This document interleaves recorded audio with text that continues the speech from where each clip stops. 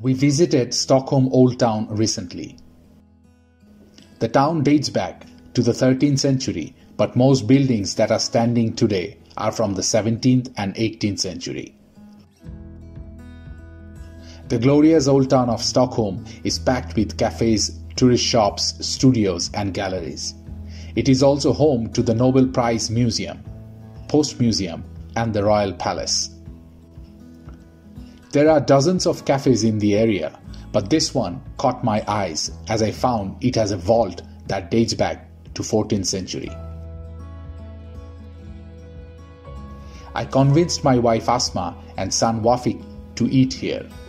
The tour of the 14th century vault was great, but the food was not that great and very overpriced. One of Stockholm's oldest restaurants, and of the world's for that matter, Den Gyldene Freden, is located in this area as well, but it did not appear on our walking path, so I have no pictures of it. Or perhaps it was on our walking path, but we missed it. After experiencing the 14th century vault, we continued the walk. The story about formation of Stockholm is quite gripping. The name Stockholm means log island in Swedish language. The previous capital of Sweden was located in Sigtuna. About 1,000 years ago, Sigtuna had problems with armed gangs. There was a need to find a new location for the capital. According to the legend, leaders in Sigtuna took a log of wood, cut out all the wood inside, filled it with gold, and let it float on the water.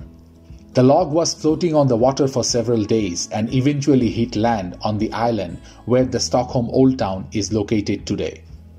This is where the leaders decided to found the new capital of Sweden.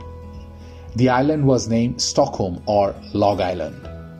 Today, a sculpture symbolizing the old log can be found at the Stockholm City Hall.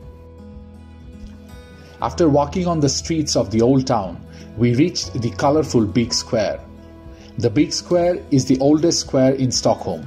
It is lined by beautiful buildings and houses, once owned by wealthy merchants, dating back to the 17th and 18th centuries. The weather was nice that day, not so cold, and it was a bright day. We enjoyed the walk.